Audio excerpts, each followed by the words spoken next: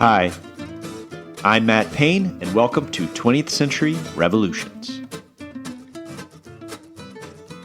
Episode 2.31, The Raid on the Sublime Porte, The Balkan Wars, Part 2. So, first things first, I know, I said last week at the end of last episode, and now it's been, a month? My bad, no excuse really, just life. I work as a tutor and things always get hectic heading into the school year. Plus, I've been soaking up time with my 16-month-old daughter. All that to say, thank you so much for your patience. But let's now get back into it. Last time, we left the Ottoman Empire reeling from disaster. The Balkan League, Bulgaria, Serbia, Greece, and Montenegro, had crushed the Ottoman army on every front, sweeping through Ottoman Europe like a stampede. In just 6 weeks, the Christian armies had overrun Kosovo, Albania, Thrace, and Macedonia. In late October 1912, the Greeks occupied Salonika, heart of Macedonia and the birthplace of the Young Turk Revolution and the CUP itself. In early November, the Bulgarians besieged Edirne, capital of Thrace and home to Mehmed Talaat. A week later, the Serbs took Monastir, hometown of Ismail Enver. The Ottomans managed one bright spot at the Battle of Çatalca when they halted the Bulgarians just short of Istanbul, but the rest of Thrace was gone. By December, Ottoman Europe had been lost. 6 centuries of imperial rule in the Balkans ended almost overnight. An armistice was signed on December the 3rd, and the great powers began peace talks in London. So this was the apocalyptic scene into which Ismail Enver now returned to Istanbul. Enemy troops at the capital's doorstep, Muslim refugees flooding in with stories of atrocities, and the government preparing to accept a humiliating peace. Within days, Enver was plotting with other leaders of the CUP's Sacred Committee to overthrow the government. The most important of these co-conspirators was Mehmed Talaat, who had spent the war quietly working the capital's political underground. Ironically, being ousted from power earlier that year in the Savior Officers' coup had actually spared the CUP from blame for this recent catastrophe. Responsibility fell instead on the quote-unquote liberal government of Kamil Pasha. Now, I say quote-unquote liberal because while the cabinet did have some reform-minded ministers, Kamil's government was not liberal in any sense that a modern observer would recognize. That label comes from the fact that the immediate beneficiaries of the Savior Officers' coup earlier that year had been the Freedom and Accord Party, a party often shorthanded as the Liberals. But what held this party together most of all was a shared opposition to the CUP. These are the non-unionist Young Turks. In their opposition to the CUP, this group tended to favor decentralization and a generally more inclusive vision of Ottomanism that allowed for limited autonomy for ethnic minority groups. But even so, the Grand Vizier, Kamil himself, was above all else a very old and very experienced politician from the Hamidian era who had served as Grand Vizier under Sultan Abdul Hamid on 3 different occasions, going all the way back to the 1880s. By 1913, Kamil was 80 years old. Or in other words, he was certainly not a young Turk, but a relic of a bygone era. But anyways, as the First Balkan War turned into the Balkan disaster, Kamil's popularity quickly collapsed, and the CUP did everything it could to hasten his fall. Talaat would lead this effort, and he would become the face of radical street politics, emerging as a populist voice for a wounded and humiliated Muslim public. Kamil's government wanted peace in an approach that was pragmatic, diplomatic, and grounded in the familiar game of balancing great power rivalries. This strategy had helped Abdul Hamid and his ministers to navigate the dangerous waters of great power politics on many, many different occasions. The CUP, which was mostly made up of young, patriotic, and kind of hot-headed officers, wanted war. Not for territory alone, but to reclaim the honor and dignity of the nation through armed struggle. For the liberals, the survival of the empire meant compromise. For the CUP, it meant striking back. But going into January 1913, the general mood in Istanbul and amongst the officer corps was aligned with the CUP's call for a renewed war. So the question no longer became whether the government would fall, but instead when and who would be ready to take its place. By mid-January, all the pieces for a CUP coup were in place. On January the 17th, the great powers issued a joint note to the Ottoman government pressing for a final peace settlement and demanding the cession of Edirne, or Adrianople. For the CUP, this was intolerable. Edirne held a special symbolic significance for the empire because it had been the Ottoman capital even before the conquest of Istanbul, going all the way back to 1362. So, having been a central part of the empire for over half a millennia, the loss of Edirne was almost inconceivable. For Mehmed Talaat, a native son of Edirne, the loss of the city was also personal. Saving Edirne became the rallying cry of anti-government agitation in Istanbul. Leading members of the CUP under Talaat's lead began preparing for a coup, and popular unrest spread throughout the capital. By January the 22nd, it had become clear that Grand Vizier Kamil Pasha's government intended to accept the terms and to surrender Edirne. That day, Grand Vizier Kamil convened a Grand Council of religious, civil, judicial, and military leaders to vote on the proposed peace terms. This vote came back 69-1 in favor of peace at any cost. So it was now crystal clear that Kamil's government intended to surrender Edirne, and so the CUP made their move. The following morning, on January the 23rd, hundreds of angry demonstrators, many organized by CUP agents, filled the square outside the Sublime Porte. Flags snapped in the winter wind, chants to save Edirne echoed against the stone walls of the government quarter. Inside the building, Kamil's ministers were in the midst of delicate talks with a visiting German delegation over a crucial loan. Around midday, Enver, Talaat, and Djemal, the men who would later that year emerge as the Three Pashas triumvirate, arrived on the scene on horseback. The crowd parted and allowed them to approach the doors of the Sublime Porte, which they did with some ease as the CUP had already arranged for Unionist officers to be on guard duty that day. Then, during the demonstration, Unionist agents cut the telephone lines to the building, leaving the ministers isolated inside. At 2 p.m., the three men formed a small raiding party of around 50 officers, and they then forced their way through the front doors. Moments later, gunfire rang out in the corridors. Hearing the shouts, the war minister, Nazim Pasha, rushed down the stairs. "What is going on?" he shouted. "You came to raid the Grand Vizier's office?" he asked imploringly. Enver, momentarily taken aback, allegedly saluted his superior and tried to explain himself. But in the chaos, CUP gunman Yakub Cemil stepped forward and shot the war minister dead. Some witnesses would later insist that Enver had tried to stop the shooting. Others claimed he simply froze. Talaat proved to be much more decisive. Taking control of the situation, Talaat led the party down the hall and burst into Kamil Pasha's office, waving his pistol. Enver trailed behind him somewhat reluctantly at first. Upon entering, Enver addressed the 80-year-old Grand Vizier with stiff, almost ceremonial respect. Talaat did not bother with such niceties. Hans Lucas Kaiser's biography captures Talaat in this moment perfectly, saying, quote, "He combined charm and intimidation, resolution and brutality." Even though he had entered the office hesitantly at first, Enver quickly gathered himself and took on Talaat's aggressive and intimidating posture as well. Enver drew his pistol, leveled it at Kamil's head, and demanded his resignation. In a telling anecdote, Kamil's draft letter initially read, quote, "In response to a proposal by the military." Talaat ordered him to change it to say, quote, "In response to a proposal by the people and the military." Talaat would continue to claim that he had simply enacted the will of the Ottoman people. Enver then took this revised letter and took it straight to Sultan Mehmed V. His explanation of the day's events was that of a reluctant and somewhat delusional patriot, saying, quote, "I sincerely regret having been forced to intervene again to overthrow a government, but it was impossible to wait. A delay of a few hours and the country would have been shamefully delivered to the enemy.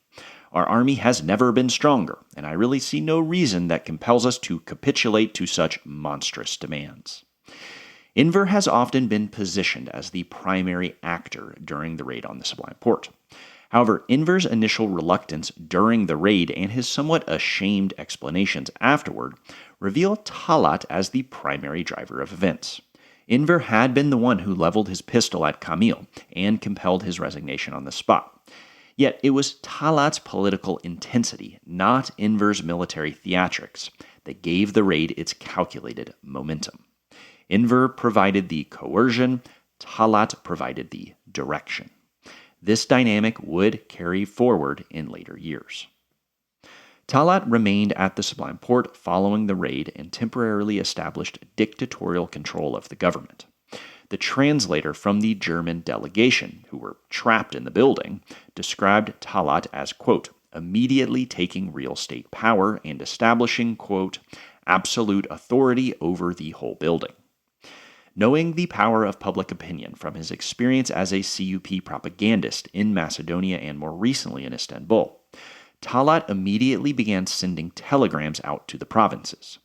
These messages claimed that Kamil's government had intended to give up Edirne, and in response, the outraged Ottoman people had demonstrated in front of the Sublime Porte to demand the cabinet's resignation. Talaat claimed he had simply acted on behalf of this outraged nation. Talaat then declared, somewhat ominously, quote, the new government will protect the honor of the nation. I give you the holy promise that even if 80,000 Turkish martyrs cover the earth between Adrianople and Çatalca, we prefer heroic death to renouncing Adrianople. In the weeks after the putsch, the CUP moved swiftly to crush their political rivals. The crackdown was as much revenge as it was political necessity. In the tense days before the raid, Kamil Pasha's government had arrested and harassed leading unionists, rightly suspecting that the CUP was plotting to overthrow them. Talaat himself had only escaped arrest thanks to his immense popularity in the streets, and because Kamil's ministers feared that detaining him might spark an insurrection. One foreign observer, weary of the endless political swings in Istanbul, summed it up neatly, saying, quote, everybody is by turns minister or prisoner. Now that the CUP held the upper hand, it was the liberals' turn to face the jailers. Yet even in their moment of triumph, the CUP stuck to their post-1908 strategy, which was ruling from the shadows. The CUP had always preferred to act as vigilant overseers rather than sitting in the ministerial hot seat themselves.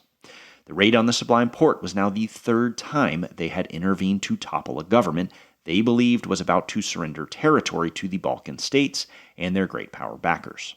So, once again, instead of taking the Grand Vizier's office themselves, Talaat and Enver turned to General Mahmud Şevket, hero of the 1909 counter-coup and commander of the Action Army, to form a new cabinet. Mahmud Şevket accepted and emerged from the raid with more power than ever before. Not only was the general made Grand Vizier, but also War Minister, Foreign Minister, and Field Marshal. Still, Şevket was never fully the CUP's man.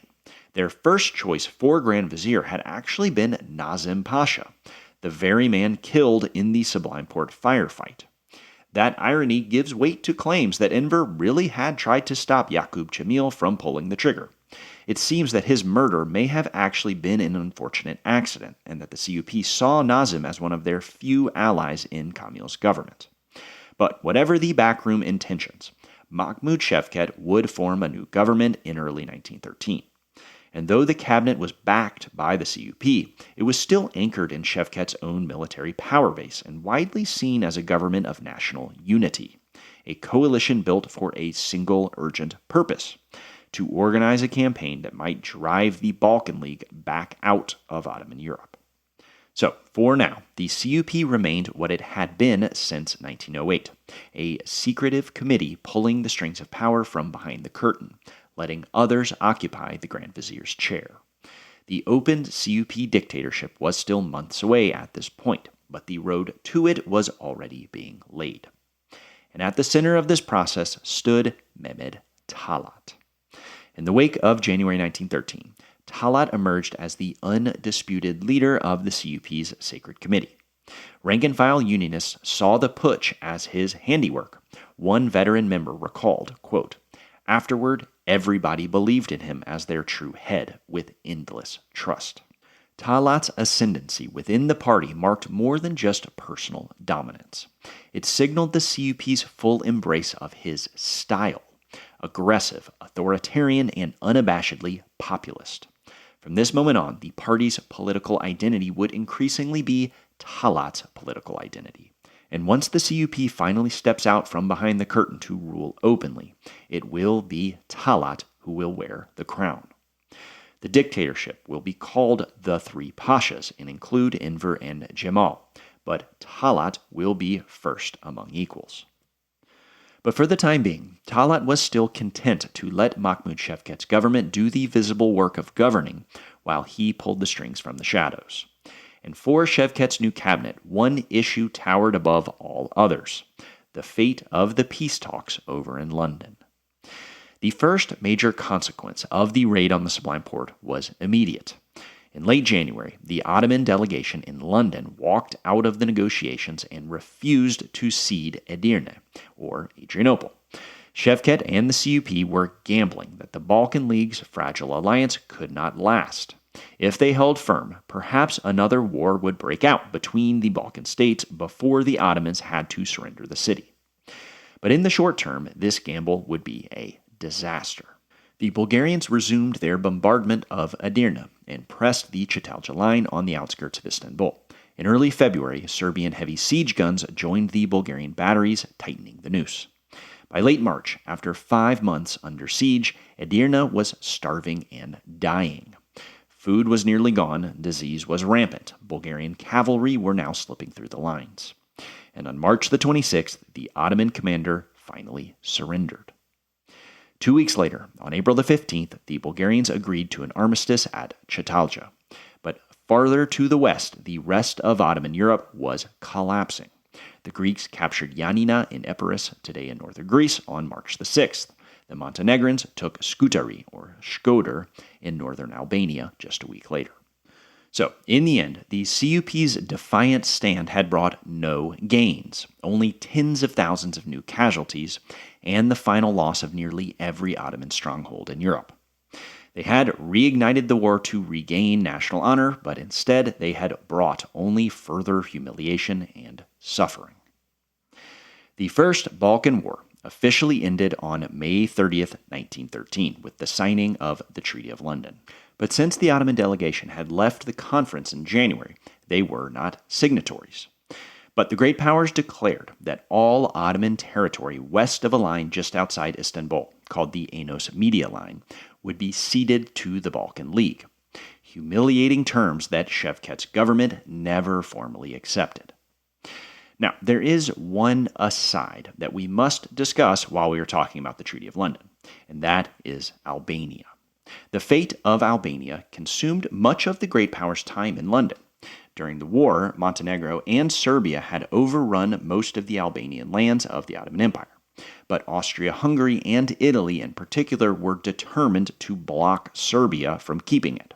The idea of a greater Serbia with a port on the Adriatic was very alarming to Vienna, not only because Austria and Serbia had nearly gone to war in the Bosnian crisis just 5 years earlier, but also because Serbia was drawing ever closer to Russia.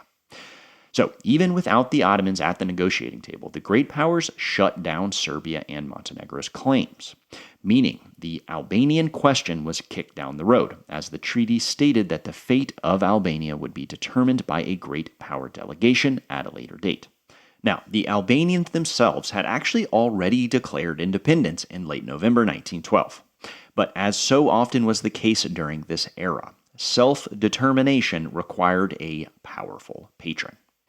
So, our old friend Ismail Kemal, former delegate in the Ottoman Parliament and the leader of the All-Albanian Congress that issued the Independence Declaration, moved quickly to court Vienna and Rome as protectors. For just over a year, through the final stages of the Balkan Wars, Ismail Kemal headed Albania's provisional government as prime minister, navigating both local factionalism and the designs of the great powers. By January 1914, these forces would overwhelm Djemal, forcing his resignation and ending his political career in Albania. So, the man who did so much over the years to further the Albanian cause, and who I once introduced as the future founding father of Albania, was now simply the founding father of Albania.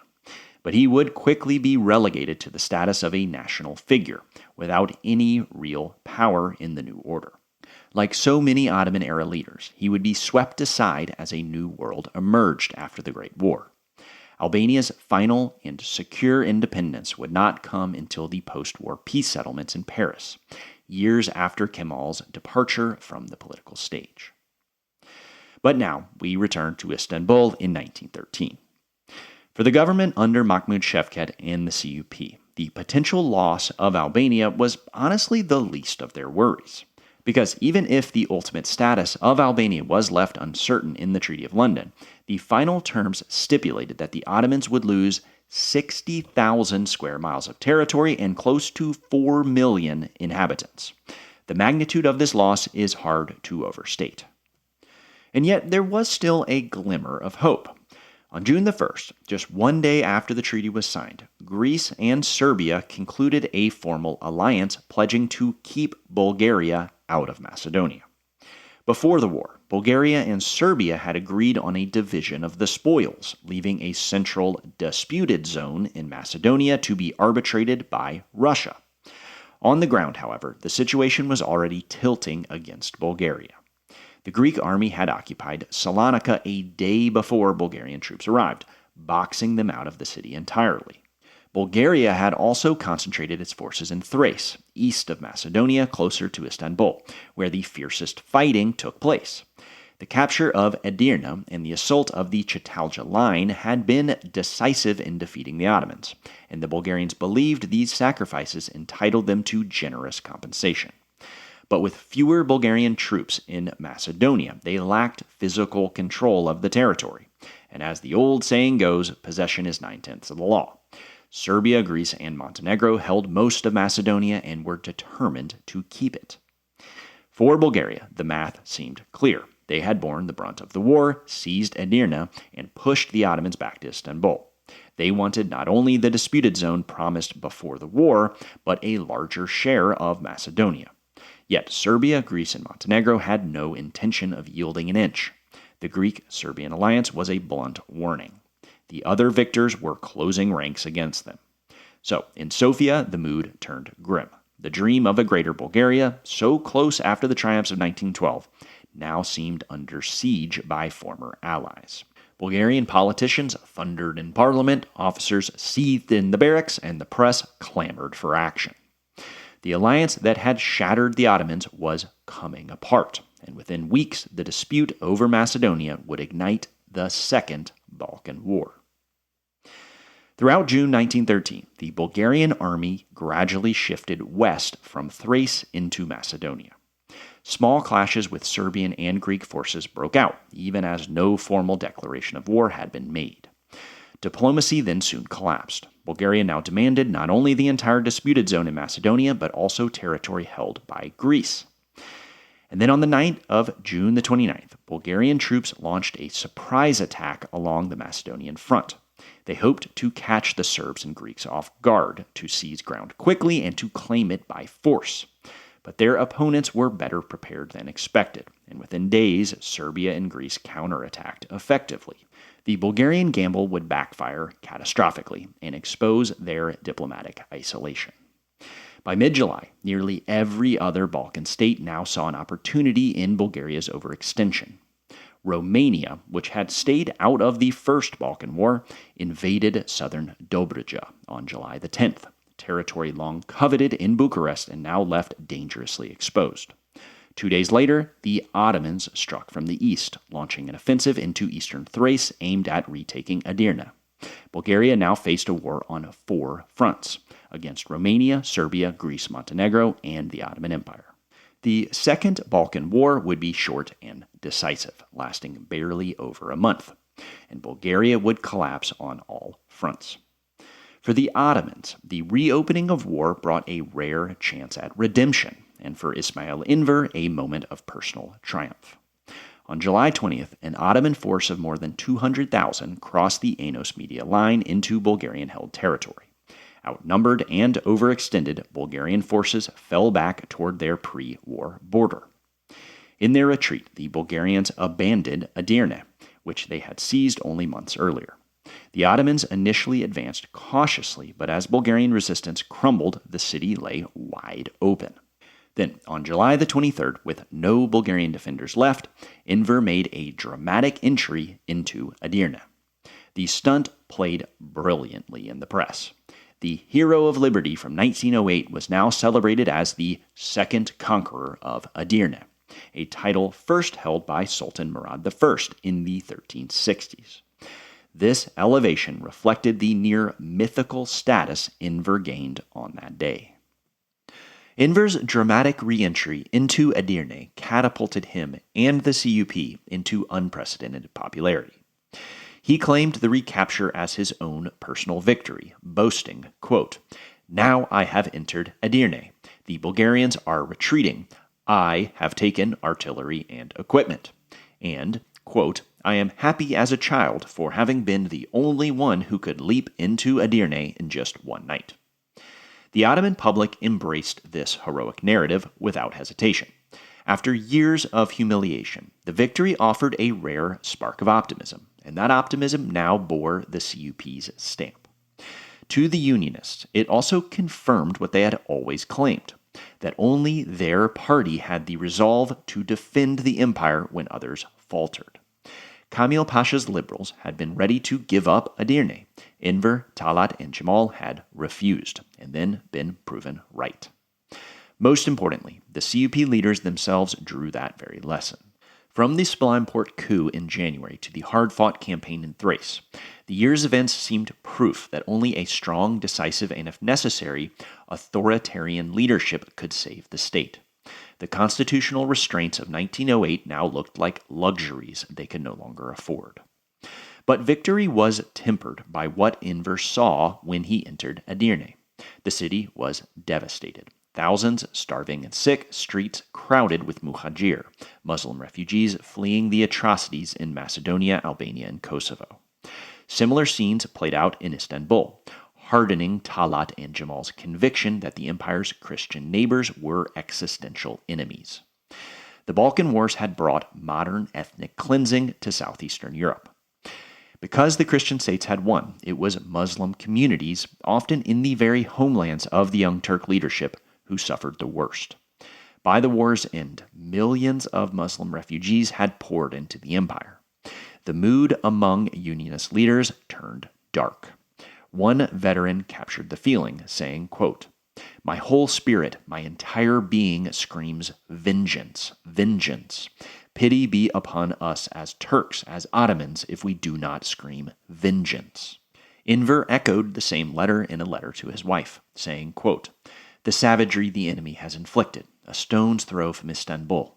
But our anger is strengthening. Revenge, revenge, revenge. There is no other word." Even though they credited themselves with the victory, the Unionists had not been the only ones to help organize the national effort to save Edirne. And it would take a series of dramatic domestic events to finally bring the CUP into open, permanent control of the Ottoman government. On July the 11th, 1913, in the midst of the devastation left by the Balkan Wars, Grand Vizier Mahmud Shevket was riding through Beyazıt Square in Istanbul when his carriage was ambushed. Gunmen in another vehicle opened fire in broad daylight, at least 5 shooters firing 10 shots, killing Shevket instantly. The scene was chaotic. The assassin most directly linked to the shooting was said to be a relative of Nazim Pasha, the war minister killed during the January raid on the Sublime Porte.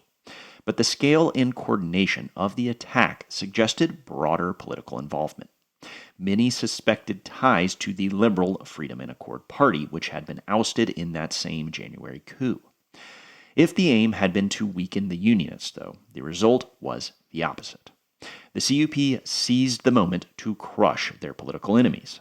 Dozens of arrests followed, including many prominent liberal figures. Prince Sabahaddin, long the standard-bearer of anti-unionist politics, fled to Paris. While the party would briefly resurface after World War I, in practical terms, the Liberal Freedom and Accord Party ceased to exist after Şevket's murder and the repression that followed. Şevket's successor was Said Halim Pasha, the first Grand Vizier drawn from the CUP's own ranks. Said Halim, who had been the party's general secretary during the Balkan Wars, was also the grandson of Muhammad Ali, the founder of modern Egypt, bringing our story full circle as we first introduced Muhammad Ali way back in episodes 1.9 and 1.10. The cabinet of Said Halim was the first openly and fully unionist government. Talaat became Minister of the Interior. Djemal retained his post as military governor of Istanbul, a role he had held since the January coup, and he also now took on the Ministry of Public Works.